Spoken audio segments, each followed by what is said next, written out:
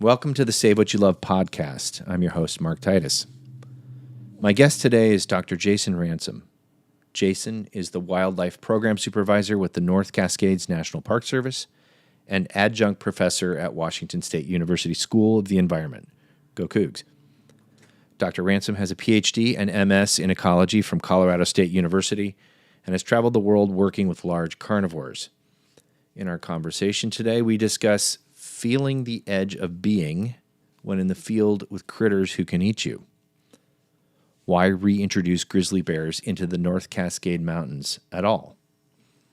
Hearing out people who don't agree with a course of action. Building safeguards ahead of time for interaction between predators, human beings, and their livestock. The importance of traditional wisdom from indigenous stewards. Watching recovery bloom, and more. I learned so much today from Jason and things that I didn't even consider when reintroducing predators back into an environment they had disappeared from. I hope you do the same. Hope you're enjoying the show. If you like what you're hearing, give us a rating on Apple Podcasts, write a review. It really helps spread the word. Thank you, and enjoy the show. How do you say what you love when the world is burning down? How do you say what you love when pushes come to shove? How do you say what you love when things are upside down? How do you say what you love when times are getting tough?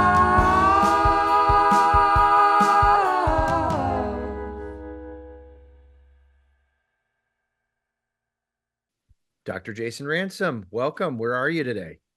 I'm up near Bellingham by the shores of Lake Whatcom.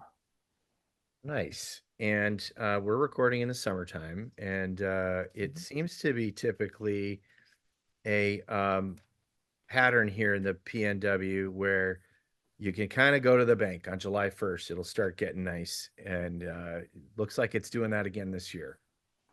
That looks to be the case, which means bears are out and about. And I just got a note that there was a bear seen near a campground in the park. So I think I'll be going out to have a visit and see what that bear's up to after we finish talking here. That's important work. Well, we're going to start exactly there. I would love to hear from you. This is wide open. There's no rules. We can talk as long as we want or as short as you want.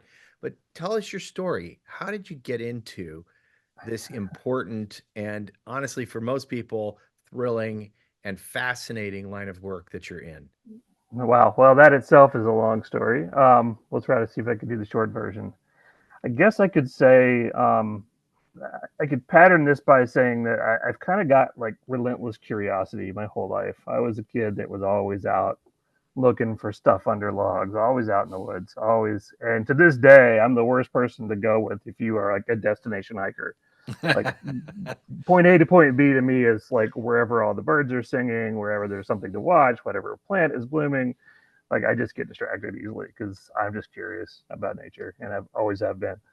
So I grew up in Georgia, where there weren't too many scary things, the odd copperhead snake maybe.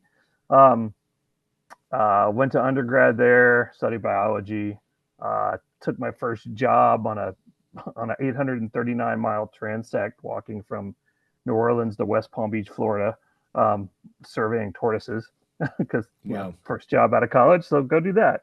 Cool. The occasional alligator, nothing too adrenaline-y as terms of wildlife work goes.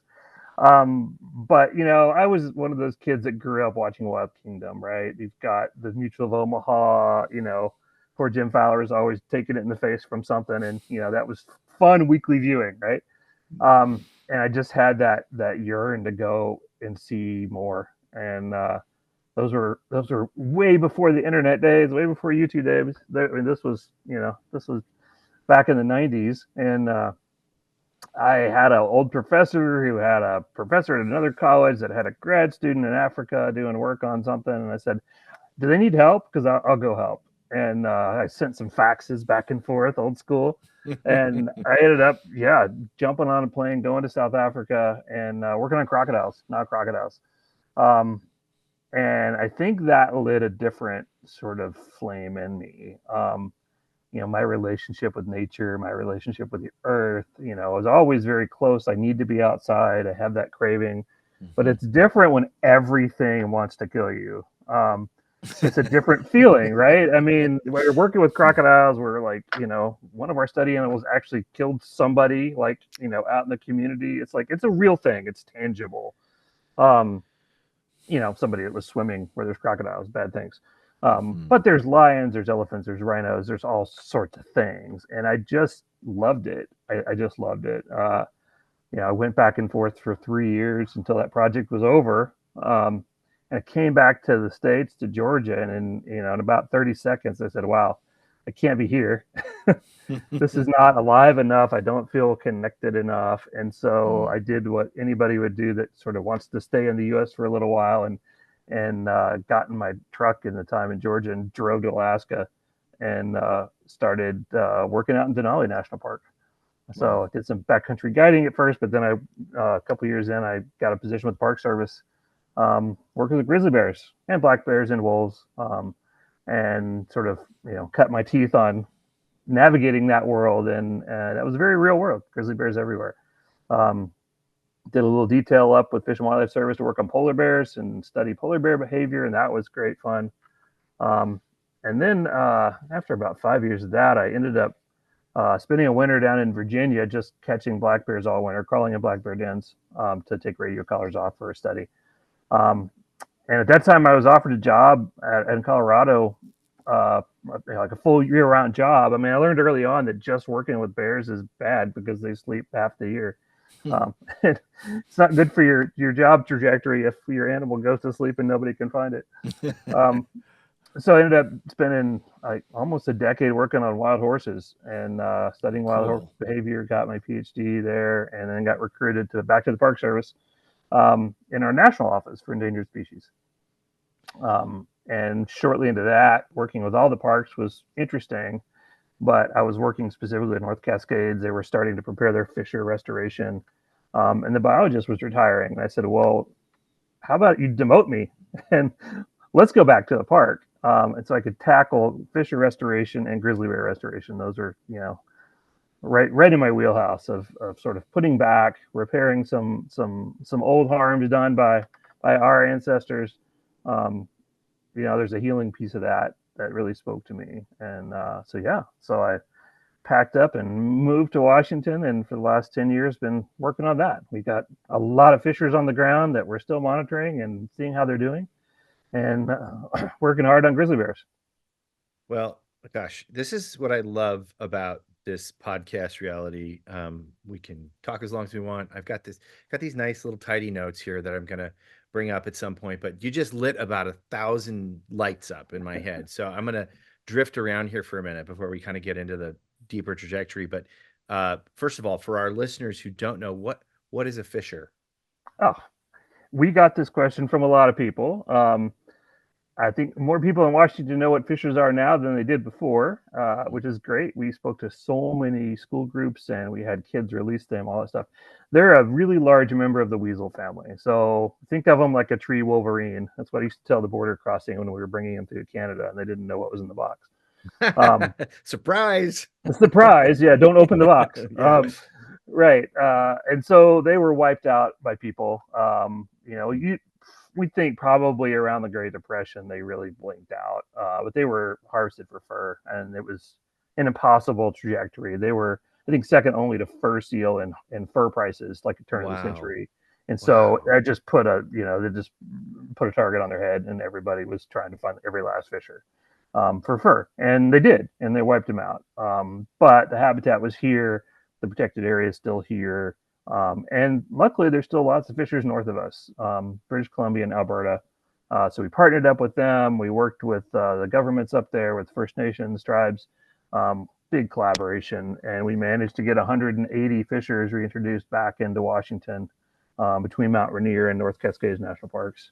Good for you. And by 2020, thankfully, we got the last fishery over the border before the pandemic shut everything down. And now we're following up to see how they're doing, and we're Nice. finding them. So they're Nice still work. out there in the world. Yeah. That's so cool. Yeah, I guided for some time in Southeast Alaska, and we had martins right around the lodge in the wintertime, and you you would have little surprises from the martins come check on the lodge during the middle of the winter, and they would unbelievably, supernaturally almost somehow crawl around the inside walls and leave their little martin surprises all over the inside of the cabins. And That sounds right. yeah, sounds right. Okay, cool. Yeah, That do sounds the right. Fishers the are just the larger cousin to the martin. man, and they're ferocious, as you say, like a tree wolverine. Good Lord. Well, the second thing that struck me as you were telling us your story was about that feeling that you had. You had a feeling of a longing to be closer to nature, to be connected more, but it wasn't until you went with crocodiles, critters that could actually kill you, eat you, consume you, that you felt in your sweet spot. What do you think it is, or was, maybe currently still is, about that feeling for you that brings that edge over to the other side where you need to be? I think, in short, it's wilderness, it's wildness. It's, no point in human history have we as a species really been safe in the world until now, where we can build our houses, we can go places that feel comfortable and let our guard down and be vulnerable and not worry about what's happening out there, right? And I think it's hard to find those places in nature that are so intact that you still feel like you're part of that system, that ecosystem at a core level. Not that I have some like need to feel in danger, but the fact that the world is not really forgiving about you. You have to think, you have to be aware, you have to pay attention to the nuances of animals and plants and weather and geology and things that are happening around you. Um, and that just makes you feel more connected. For me, that's the call of the wilderness. Great. And I have a semblance of that too from that time I mentioned, from guiding and being in brown bear country in Southeast, where we went out one day after Thanksgiving deer hunting, and there was, I'm holding my hands up here, listeners who can't see this, but there was a print that was like the size of a dinner plate. It was just monstrous, and it is a unique feeling, I think maybe akin to meditation, or when you are totally aware of being in the present moment, and it's a true feeling of being alive and, like you say, connected in that place that you are not in control of at all. So I identify with that a lot. I love that. Main thrust of the conversation today is bears, and let's get right to it. I think here is a part of the collective consciousness I might be tapping into here with this next question, but grizzly bears are big, they're huge, and can kill people, and they're livestock. Why reintroduce a critter like this into the North Cascades? Sure, I think that's a pretty common question. The decision to actually reintroduce bear or restore bears somehow was actually made back in 1991. Back in the early days of the grizzly bear recovery plan for the U.S., where there's 6 different recovery areas designated, and the North Cascades got its own sort of formal chapter in 1997. And that was, we need to recover bears here. They used to be here, people killed them. There's sort of that ecological picture. We did harm. This is a protected area. We should recover them. That was made back then. And the decision we just got to was, how do we do that? Because at that time, there were still a couple bears probably left. The last bear detected in the U.S. side of this ecosystem was in 1996. That was confirmed. That doesn't mean there haven't been other bears, or that was the last bear, but that's the last one anybody confirmed. And before that, it was 1991 when there was actually the last female with a cub. So that's sort of important. That's reproduction. That's obviously there's more than one bear if you've if you've got babies. So That's right. those are important thresholds, but I think what it's hard for us to wrap our brain around is that even then, as they were, my predecessors were coming up with this document, this recovery chapter saying we should restore bears here. It was probably already too late. Um, you know, Second only to the muskox is the slowest reproducing land mammal in North America. Really slow reproduction rate, and they live a long time. They can live 30 years in the wild. So you could have a couple bears, scattered across this vast ecosystem that just sort of stopped finding each other over time. Occasionally one might get killed by somebody. Natural causes maybe cause a death here or there, but they could get scattered and fragmented and stop functioning as a population. Probably happened decades before we even saw that last bear. And so they've been blinking out, right? And it's kind of on our watch to do that. And so we have sort of the legal mandate. The Endangered Species Act says you will recover these things where they used to be. The Park Service has the Organic Act, which tells us we should recover these at-risk species where they used to be. But it does get around to the core of your question, which is they're scary. We haven't lived with them in a long time. They can be dangerous. They certainly have killed people. We know that. The chance of that happening is very, very small, but it's not zero. And so I think that's an important conversation. And what I think we learned a lot talking to people through the whole public process of this decision matrix of getting to this point to say to reintroduce bears. It's not black and white. It's not linear. Right. There's not, we love bears, we hate bears, and there's nothing in between. There's very few people on those extremes. Even people that are generally conservation minded, that are supportive of endangered species recovery, that are outdoors people, that generally like the idea of recovering bears, or there's still plenty of people in that mind frame that are also worried about hiking around them. Like, that's fair. And there's plenty of people on the other side that have a livelihood on this land, that raise livestock or bees or orchards or anything that might be interesting to a bear. And they worry about that could impact their livelihood. Of course, that's a concern, but not all those people are firmly against bears. And we sat down and talked to ranchers individually who said they have a place. Bears have a place. That's great. In the park, in the ecosystem.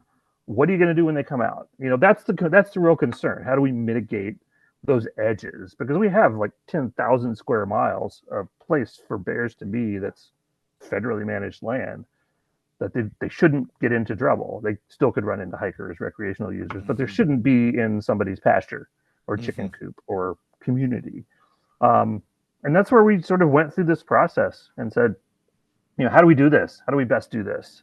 And in the end, Fish and Wildlife Service essentially changed the rule around Endangered Species Act and said, instead of it being threatened with hard sideboards, don't touch this thing, don't bother this thing, let's create a new set of rules. And we're the only ecosystem that gets that.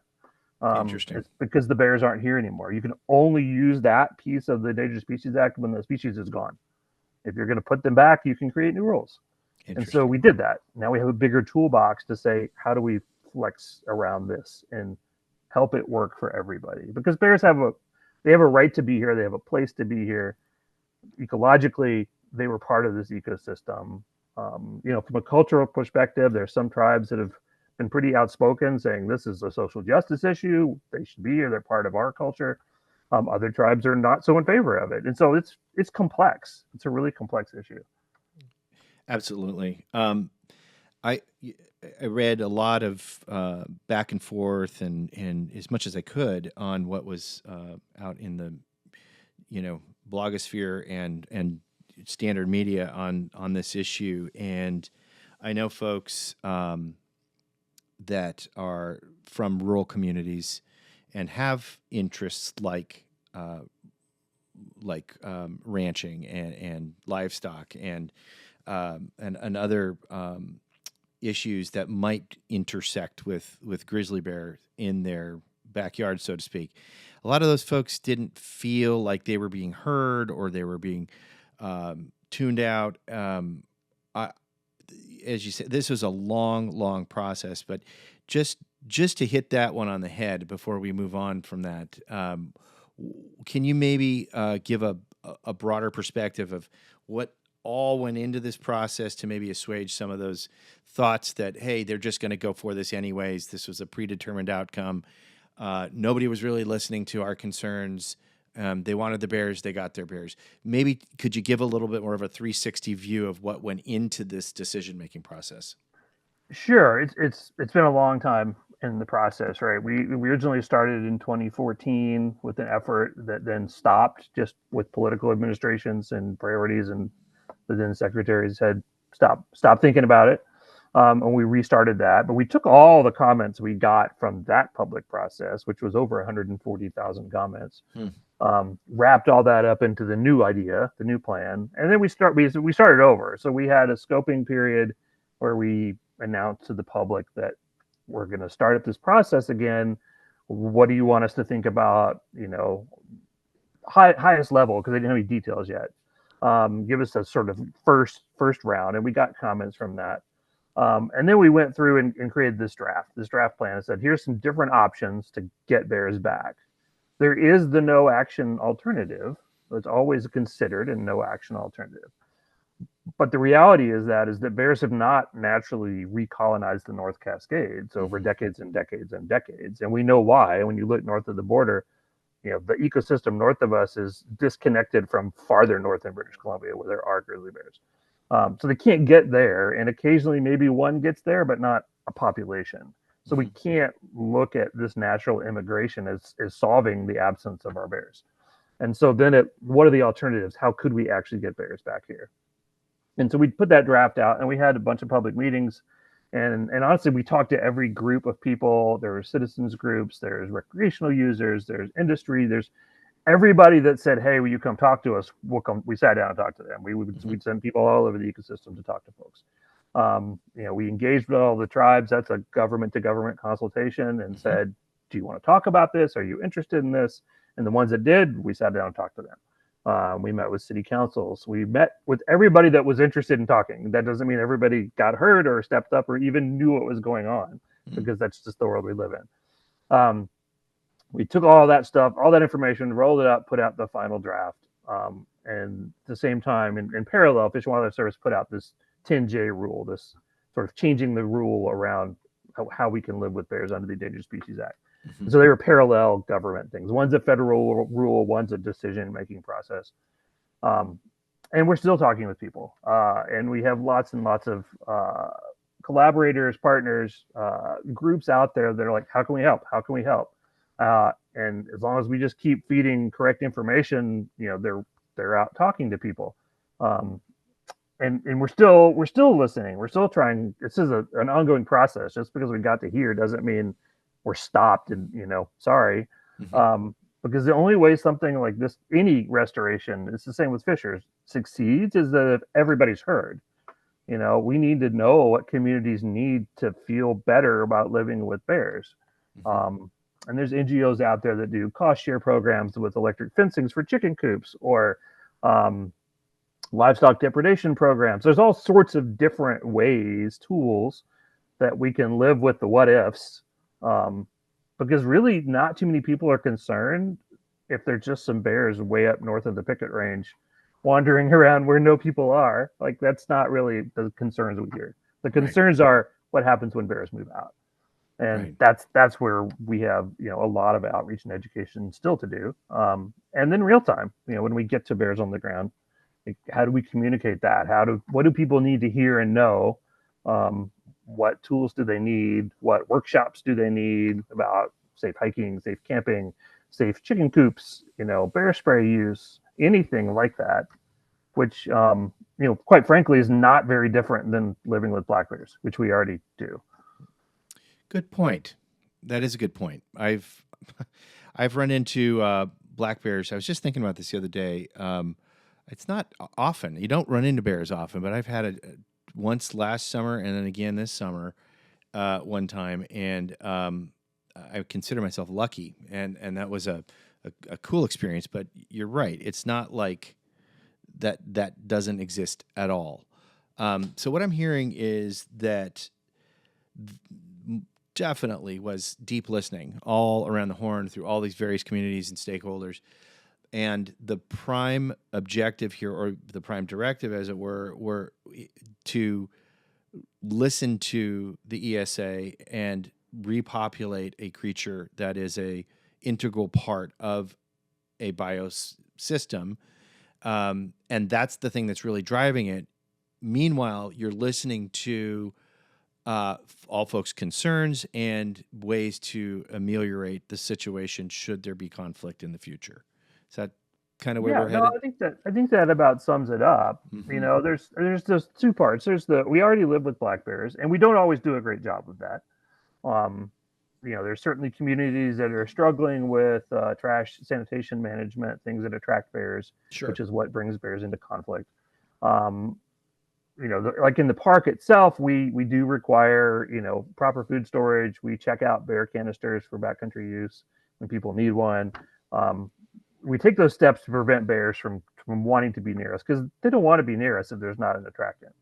Yeah. But the attractants are once a bear figures it out, are incredibly compelling. It's hard to beat that. I was just looking at this. The state has a great chart on foods and whatnot, natural foods and human foods, and you know, one bird feeder with black oil sunflower seeds, like a big bird feeder. It's got like 7 pounds of seeds in it. It was equals 78 pounds of blueberries. Oh God. So if a bear just gets its mouth on that in one day, it just saved foraging 78 pounds of blueberries to get the same calories. Yeah. We have to control those attractants, because that's a really strong attractant. If there's not an attractant, bears don't want to be near us. And that's true for grizzly bears too. They don't want any part of our world if they can help it. They want to stay away from us. This is great. Yeah, and we need to figure out how to do that, right? Like how do we live with them again? And we have lessons from Glacier National Park and that ecosystem, North Continental Divide, Yellowstone and Tetons ecosystem. We can look at all the stuff that's worked and not worked in those grizzly bear food economies. Basically, those are interior bears. They're not the fat bear weak salmon eating bears. Mm-hmm. They're the bears like we expect to have and where we would source bears from, that are 90% plant-based diet, right? They can and they will eat meat. Of course, they're going to do that. We know grizzly bears can do that. And they can take livestock. It's a very small number, but they certainly can. We can't say, no, that won't happen, because it could happen. Mm-hmm. But when we look at those things and we look at the lessons, what are the conflict issues, you know, a lot of that stuff we can get ahead of now with our new set of rules, our new toolbox, and starting with a very small number of bears. You know, we're talking about 25 founder bears over a 10-year period, because it just takes a long time to find the right bears and move them. Mm-hmm. But for that population to grow, you know, to 200 bears, we think, you know, modeling it out would be 60 to 100 years. You know, it's a long time. Mm-hmm. Over, you know, if you include the Canadian and the U.S. both portions of this ecosystem, because the boundary is imaginary to bears. Right. You know, we're looking at over 13,000 square miles, right? Mm-hmm. I mean, we're well larger than the state of New Jersey, where bears can just be bears. You know, it's a small density, it's a low number. We're not expecting right out of the gate we're going to have this booming population. But you look at, you know, over toward Yellowstone, where you've got over 1,000 grizzly bears, and you know, Yellowstone itself is well over 4 million visitors a year. Yeah. You know, the chances of actually being injured by a grizzly bear in Yellowstone is 1 in 2.7 million. That's a high number of recreational users. That's a high number of people in the woods with a lot of bears. Yeah. And it's shocking they don't have more issues than they do. More people die from drowning. In 30 years, 125 people have died from drowning in Yellowstone, and another couple dozen have died from thermal pools, right? And it's not grizzly bears that you should be worried about. It should be nature. It should be the powers of nature. It's the same here. You know, hypothermia, waterfalls, landslides, glaciers, so many things to be worried about. That's such a great perspective. Just we forget that the things that are out there in daily life. I mean, for crying out loud, you're much more likely, at scale, more likely to get killed in a car accident than you are to have an encounter with a shark or a bear, or, you know, any of these kind of imaginings, these stories we tell ourselves about the monster out in the woods.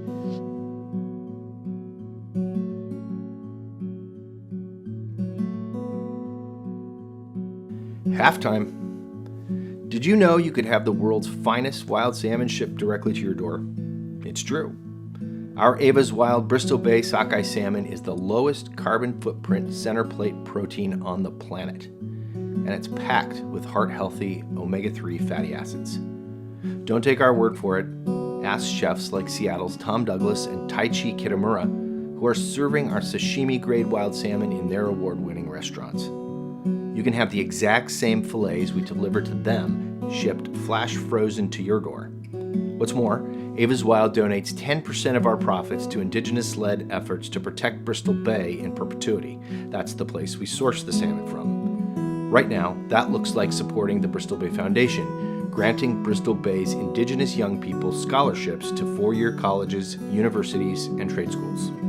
Visit avaswild.com to join our growing community doing good by eating right. That's save, spelled backwards, wild.com. And eat wild to save wild. Now, back to the show. I wanted to go back, though, to you were right on the button of what I was thinking about for the next question I had based on feedback I've seen from other folks. And I think you partially answered it right off the get-go. And certainly intuitively in my mind, you've answered it. But just to put it right to you, some folks are postulating that there's not enough food for these grizzlies up in these 10,000 square miles of habitat. That doesn't seem likely to me, but can you just address that right on the nose? Sure. Well, first off, grizzly bear diet for an ecosystem like this is not appreciably different than black bear diet. Black bears are doing just fine here. We have lots of black bears. I've watched black bears hunting deer fawns in the spring in the park, right? They eat meat too. Grizzly bears can live in roughly the same kind of diet scenario. It doesn't mean that it's all good all the time. We have good bear years and we have bad bear years. And we know when we have bad berry crop years, we see more bears in Leavenworth or Snoqualmie or places where you've got an urban wildland interface already. Because those bears are looking for something else, right? It's like I said, you fit one bird feeder that somebody leaves out. That's 78 pounds of blueberries. And if it's a bad berry year, they're going to go looking. They're smart and they're adaptive. Bears are generalists. Like they're really good at figuring out what to eat and how to find it. Even if they're transplanted here from someplace else, it's a similar food economy. A glacier lily is a glacier lily. A huckleberry is a huckleberry. Mm-hmm. They will figure that out. We've done a lot of modeling, and I'll preface that with this, I think it was George Bach's quote, but all ecologists know it. That's that all models are wrong. Some are useful. Right. And so we've done our best to approximate nature with math, which of course is going to not be accurate. It's hopefully good enough that we can see big trends. Mm-hmm. We've looked at bear foods. We've looked at habitat use. We've projected it out through climate change modeling, which again is another wild card from sort of bad to worse climate change models. And over, the carrying capacity for grizzly bears in this ecosystem is at least 300 bears. It could be more than that. So could a small population make a start, find food? Yeah. Their home range tends to be larger when food quality or quantity is smaller. So they have to go farther to find that food. We understand that. That's why you see the fat bear weeks like parked in one section of river that have a home range this big because they just eat salmon all the time. Right. Our bears are probably going to wander a lot farther, but there's room for them. And those foods are out there. We have no reason to think there won't be food for bears. Seasonally, it could be tough. Spring is hard. Spring is a hard season for bears. That's when they tend to eat more meat when they can get it.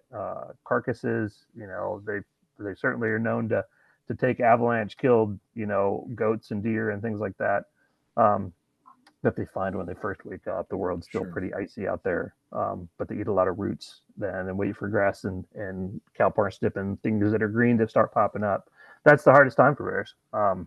And, we'll have to see what springs are like, we're looking at probably earlier, warmer springs looking in the future. Bears might come out earlier. And so that's a different dynamic. If bears are out earlier or stay up later in the year, what does that mean in their food model? Right. Exactly. Yeah, and we also know that's not the same world that it was when bears were here, and nobody's really trying to say that, right? If they were wiped out, generations ago, the North Cascades is not ecologically the same place it was, right? Plant communities change, animal communities change, people, infrastructure changes, all that stuff. Um, and so they're going to find a new place here. They're going to refine their spot in the ecosystem. It may not look exactly like it used to, but we don't have data on what it used to look like. Well, Um, this we is just a know they're here. wonderful segue actually into what I was thinking about next, which was my friend Scott Schuyler with the Upper Skagit tribe has told me, this was something they were highly supportive of, and I know that their ancestors go back thousands of years, 8,000, 10,000 years in this region, North Cascades, the Upper Skagit, and they were all in favor of this. How important was it to garner traditional knowledge from indigenous folks, and what were you able to learn, especially in the face of what we were just talking about, a changing climate where there are so many unknowns? Were there things through that traditional knowledge that were important and lights for you to kind of help shine the way in this darkness of the opacity of what we're facing in the future?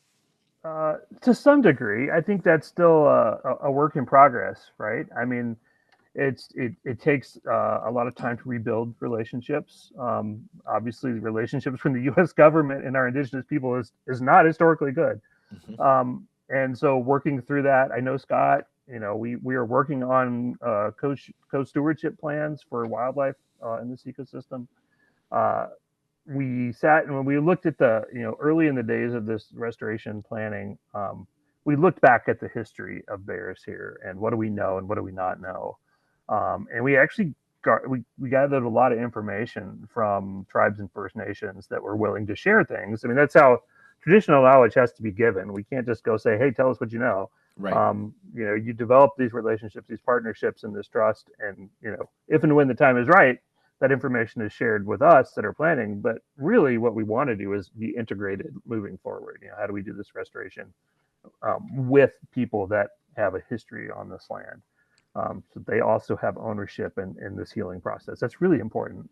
But what we did learn through that, which was pretty interesting, is that the little bits of data about we know Hudson Bay Company shipped out over 3,000 grizzly bear hides over whatever a 3-decade period in the 1800s, which is mind-boggling. Yes. Obviously decimated this whole region of all sorts of species, but that's a big number of grizzly bears.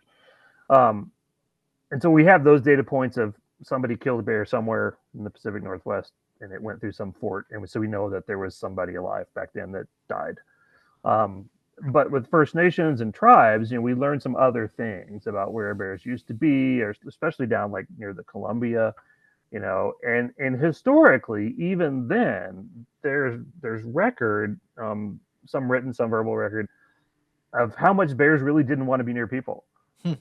And so when people were fishing along the Columbia back in the day, indigenous people were fishing along, the bears weren't piled in on top of them. The bears were like, all right, people are there, so we're going over here.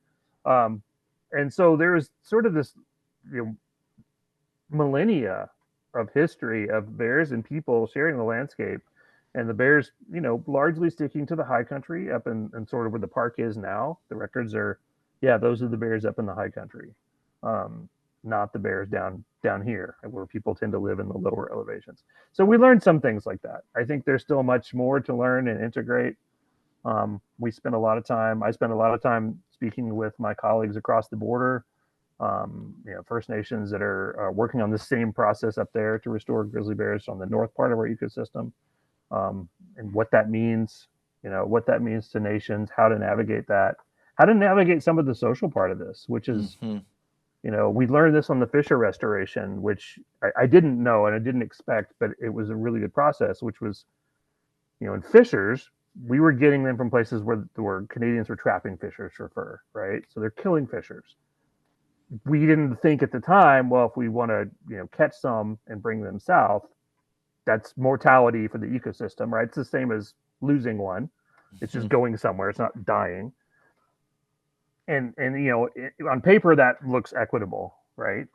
But in talking to the nations, that's not equitable, Yeah. because what it brought up to them was, when the Canadian government actually sent Indigenous people to resident schools, they took them out of their community, Oh, sent wow. them to schools to So take their interesting. culture from them, Yeah, right? that's true. It's And a exactly. parallel process. And so we did a lot of work with nations up around Williams Lake and such.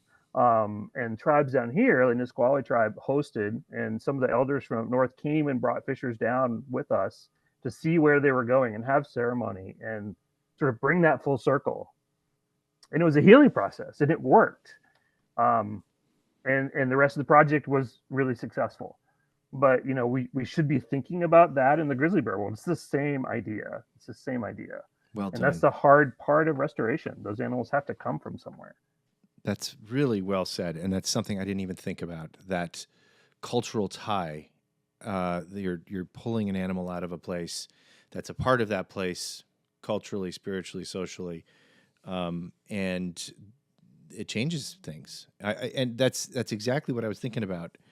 In the bigger scheme of things, we know historically, every time we as a species mess and tinker and manage things in air quotes for primarily for our own benefit, like with salmon, wild salmon, and putting in hatcheries, just giving ourselves a free license to log where we want, mine where we want, build dams where we want, because we'll just make more fish. That's one prime example. What are some other historical examples? Maybe even thinking about out on the Olympic Peninsula, where all the predators were eliminated, or a lot of them, and then goats went rampant and deer went rampant. And can you give maybe even a bigger picture historical perspective of what happens when we remove a keystone species that may not be convenient at the time for human interests, but just again, that bigger kind of 100,000-foot view of like, when we mess with an ecosystem, even if it's something that is not preferable to us because it's scary or it's harming our livestock or whatever, what generally happens when we do that? I'll give you the ecologist answer. It depends. Starting with the idea of a keystone species, right? I mean, ecologically, traditionally, a keystone species is something that if you remove it, the ecosystem collapses. It's propping the ecosystem up. I don't think grizzly bears are in that category here. We talk about them as having an outsized effect, which is almost certainly true. They influence their environment around them in a bigger way than other species. This ecosystem's still here. It didn't collapse when grizzly bears disappeared. But some of those ecosystem services they provided certainly went away, right? I mean, grizzly bears are one of the only species that really tills soil, like really turns soil over, that allows a lot of plants that like disturbed soil to thrive. And it just so happens that grizzly bears are eating those plants and they're pooping out seeds up and down elevations and turning over soil. Like, they're doing something that other species don't do a lot of. That happens. You get an avalanche slope. You can see that in the fall when the colors change. You can see the avalanche slopes changing color because of what's actually colonized that disturbed soil. And grizzly bears do a similar thing. And so, we don't know how that's going to play out. We don't have empirical data on exactly what grizzly bears ate and did when they lived here before. We know what they do in places like North Continental Divide, or the Selkirks, or the Cadment Yaks, or other places with interior bears. We have an idea. Again, all models are wrong. Some are useful. We think we have useful models that'll tell us what that looks like. But until we actually see nature unfold, we can't fathom the complexity of it. You look at the Yellowstone example of wolves, right? And that's a pretty well-known example. They brought, Park Service reintroduced wolves to Yellowstone. Next thing you know, beavers are doing really well. And you're like, what happened? How did those dots connect? Well, it happens that when you have carnivores, straight carnivores like wolves, they scatter the ungulates a little bit more, and those elk and moose are not parked on the riparian zones, hammering all the willow trees down to nothing. Right now, those willow trees had a chance with height release, and they got to grow. And you know what likes that? Beavers. Beavers. And so you see these complex relationships that we just can't even imagine. We have ideas, we have models, we have examples, but this hasn't really been done. Nobody's really ever reintroduced grizzly bears. Fish and Wildlife Services augmented the cabinet yak population, which was down to a small number of animals, and that's been successful. But going from zero is tough, and the world has changed without them. So now we need to see how this ecosystem remembers them, how they fit back in, and it's a slow process. So I think we'll see it unfold. Heating your models are useless, or all models are broken, wrong, and some are useful. Understanding that you can't have a crystal ball and see, because this is a brand new thing, but what would you imagine as far as a better outcome? What are some of the things that grizzly bears would bring to an ecosystem? In your, you don't know, but in your mind's eye, what could we imagine that some of those benefits that grizzly bears would bring to the bioregion? I think the number one and most important one is biodiversity. That's something that we've spoken of quite a bit, and biodiverse ecosystems are resilient ecosystems, right? And we know climate is changing, and we know that some species are not going to do well, and we know other species might thrive or they might expand their range. Things will change, but the more species you have in there that historically evolved in this ecosystem, the better chance you have of the ecosystem as a whole being resilient to change. And so adding this big player, this big, as we said, keystone, but this outsized sort of role species is important. It's really important for biodiversity. That's a big change. That's a big change. We're adding in this big player, right? Other than that, as I mentioned, I think the seed dispersal, the soil disruption type things, those could change things, and how exactly that changes, I don't know. I know that we're going to see, I think the models are right in climate and seeing that shrubification moving up slopes. And it just so happens that a lot of that shrub is vaccinium. It's blueberry, huckleberry, berry producing plants that bears love. And we're going to probably see them engage in that upper elevation shrubification process in some way. How that speeds up or slows down or changes the mosaic, I don't know. And we're also going to see, I think, we're going to see more fires. We're going to see more frequent fires with climate change. Yep.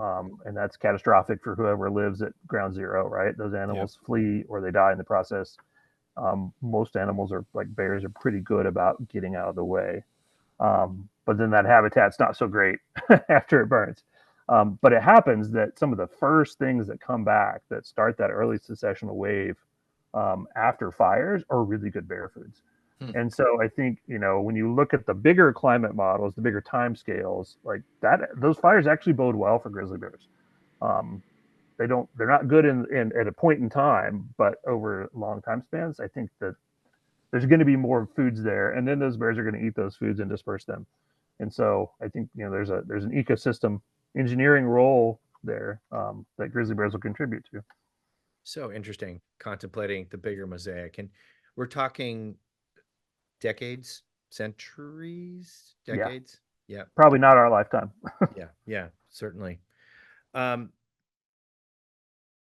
want to switch gears here again, but first, in the work that you've done prior to this, do you have examples, like, for instance, with fishers, of what a system has looked like before, and the dearth of a particular species that had been eradicated, and then the inclusion of that species coming back in recovery? Any other thoughts about or examples that come to mind, what the landscape has looked like afterwards?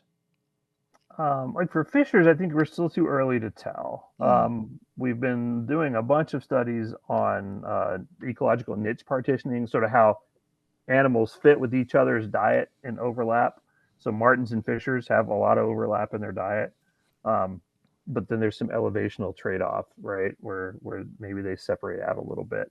But we're just starting to sort of just dip our toe in that pond and see what's happening out there. Sure. And fishers are unique too because they're a predator, but they're also a prey species. And so, some of our founding animals got taken out by cougars and bobcats, and that part of the cycle, which was unfortunate for a colonizing species. But so I think there's bits of that puzzle that we have to wait and see. And again, it could take generations and generations. So maybe it's too early to know.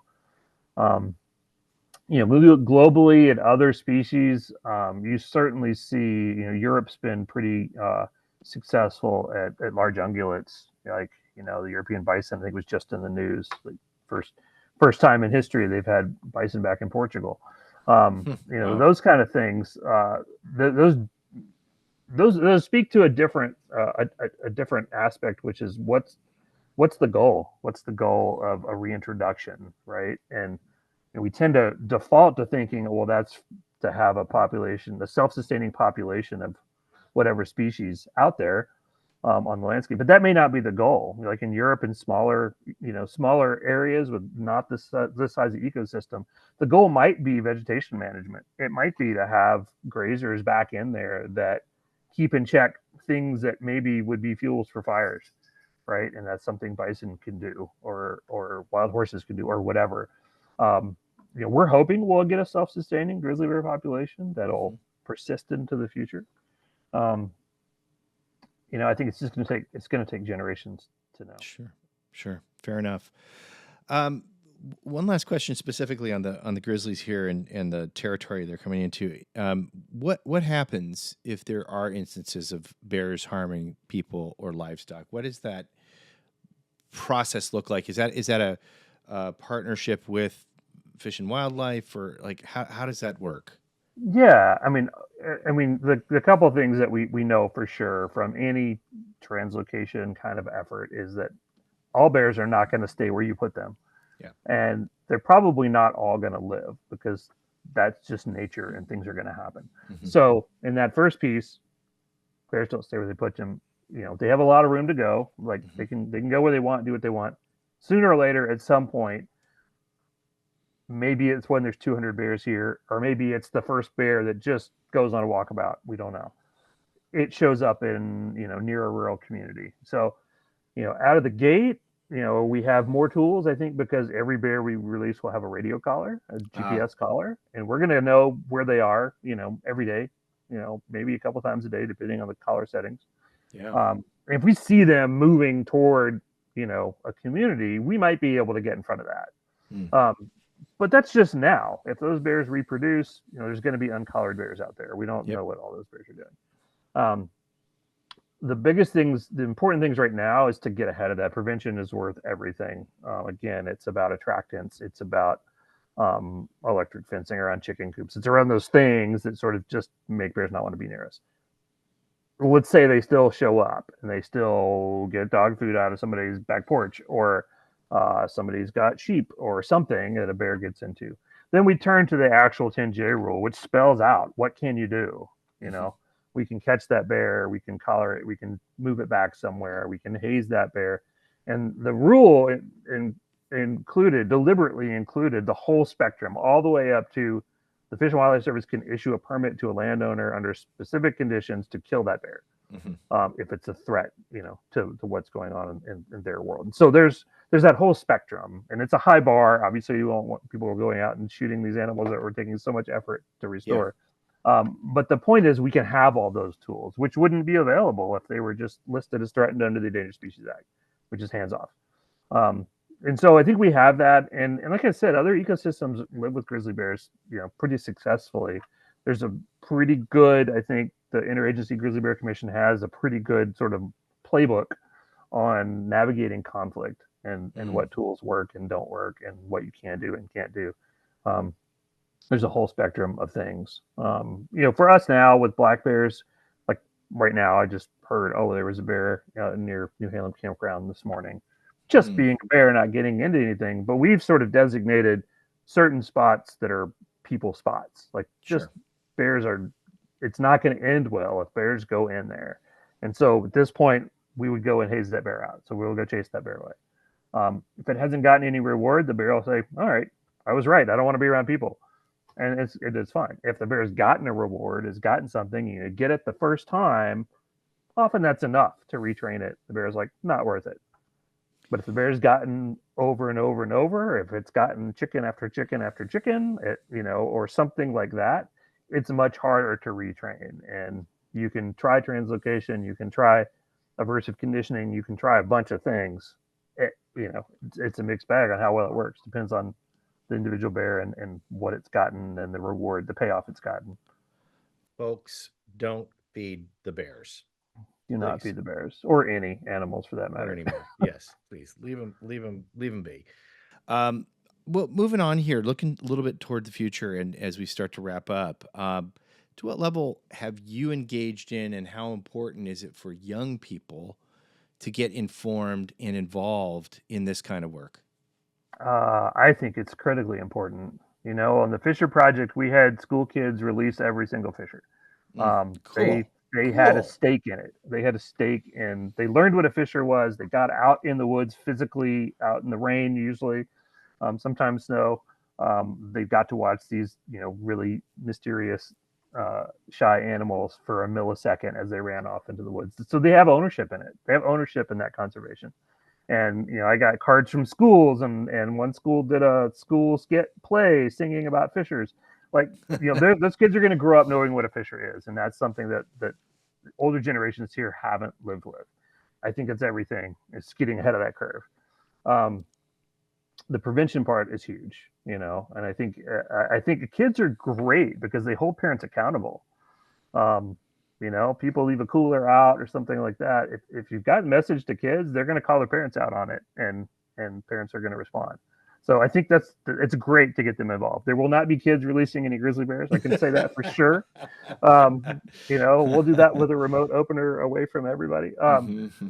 But I think it's important, and I think it gets back to the all the voices in the community piece. I think everybody has to be at the table, and we need to continue talking to as many groups as want to learn about living with bears. I think it's going to take the community to make it work.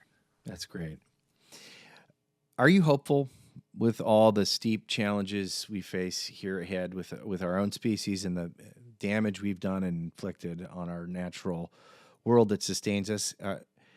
I think I know the answer to this, but it seems like the work that you get to do leaves you in a place where, by being proactive, you possibly can see hope. Is that true?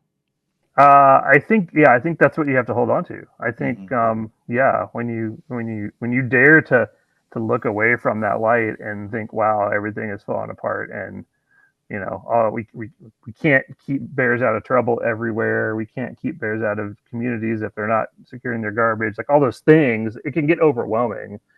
But I think, I think when you get out in nature and you see what's worth fighting for, it gives you hope. It does. I found in the salmon work that I've done that even though we have a very siloed culture right now, politically across the United States, this is one of those issues that, like food, because food is an inarguable need and right. Salmon and being in the outdoors, even more generally, are something that bridge that divide. And obviously, this is a intense issue here with bears because of the heightened nature of what these creatures are. But have you found that this unity that we have in our wild home, which we truly are a part of, as much as we've tried to separate ourselves, do you feel like that's helpful in bridging some of these divides in this fractured society we find ourselves in? I think absolutely. I think that there's a lot more common ground than there is divided ground when we talk about even grizzly bears. We've spoken to so many ranchers that have generations of ranching, raising beef cattle, all different things that are genuinely, they don't want bears in their pasture or in their cabin yard or whatever it is. I get it. But those same people they've spoken on how important it is to let nature be nature and have wild places out there, and I think, they all have different reasons for that. I don't know what those are. That's their voice. But I think it is a bridge. I think there's a bridge, because no matter how disconnected we as a society are from nature in our everyday life, or our food sources, which come from nature, no matter how disparate we are, we can't be disconnected. We're part of this ecosystem. Whether we acknowledge it or not, we're part of this ecosystem. The Pacific Northwest here, we feel that every November when the rivers are flooding and roads are closing, and you can't get away from it. Like, you're part of it. And so when you turn toward it instead of fighting it, then it's a matter of, well, how do we live with it? How do we adjust our lifestyles, our decision making, to flow with this ecosystem instead of combat against it? And it's hard in a civilization where so many people are living in cities, and they, maybe have a park somewhere, like a little green space they can walk out at lunch, but they're not out in a place where they might see a bear. It's hard to rebuild that connection, and I think people crave it. I think, you can look all over social media, and people are yearning to be closer to nature. So how do we do that in a way that's fair to all the other animals and nature, and still give them space, and still let them be what they need to be out there, but for us to connect in a more organic way, I guess. Fascinating conversation. I'm so grateful. Thank you. And one last question before the bonus round. Nobody escapes the bonus round. What is the timeline? Obviously, this is a long process, but what is the timeline we're looking at for next steps on this incredible venture that you're involved with? I can honestly say we don't know, and that's not a government answer. We're not telling anybody. It's a big secret. What we know is the process. We need to get all of the planning exactly right. We need to have all that education, outreach, community conversations. We need to get all of that done and done right to be fair to this process. None of us take moving a bear lightly at all. It's the hardest part of the job. I think it's a heavy, heavy burden to take an animal, whether it's a fisher or a bear or anything else, into our hands and say, I'm responsible for your care in this short window of time, and I'm going to move you to a new place. That's a hard, awful thing to do. Yeah. It's the worst part of the process. But when an animal is extirpated and that's the only option you've got left, you've got to do it right. And, we're working with panels of veterinarians to go through the protocol, cross all the T's, dot all the I's. Is this exactly? And then what if decision trees. It just takes time, and I don't have a timeline yet. I mean, we're working on that. We're working on agreements with tribes and First Nations and other agencies.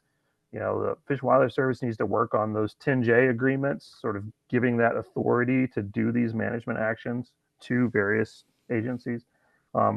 All that takes time. It's not going to be next week. I can say that, but we'll do it when we've got it right. That's an excellent answer. And I think it's a great place to park it for today. And I know your mind is just spinning with curiosity about what the bonus round is. If you've listened to this show before, you've heard it. But we're going to just do a little mind play here with, well, we're in the time of wildfires, sadly, the way things have changed here with the climate. Let's just pretend for a moment you got a wildfire bearing down on you, and you obviously get out your pup and your loved ones out of the house. But if you could only take one and save one thing while you're fleeing out the door, what would that one physical thing be? Just one. Just one. That doesn't count living members of the household. Living members are out. You've got them out first. Clearly.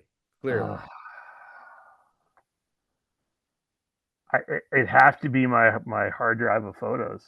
They're all those wonderful moments that bring back good memories of friends, family, nature, animals. These days it's packed in a little thing you can put in your pocket, right? That is true.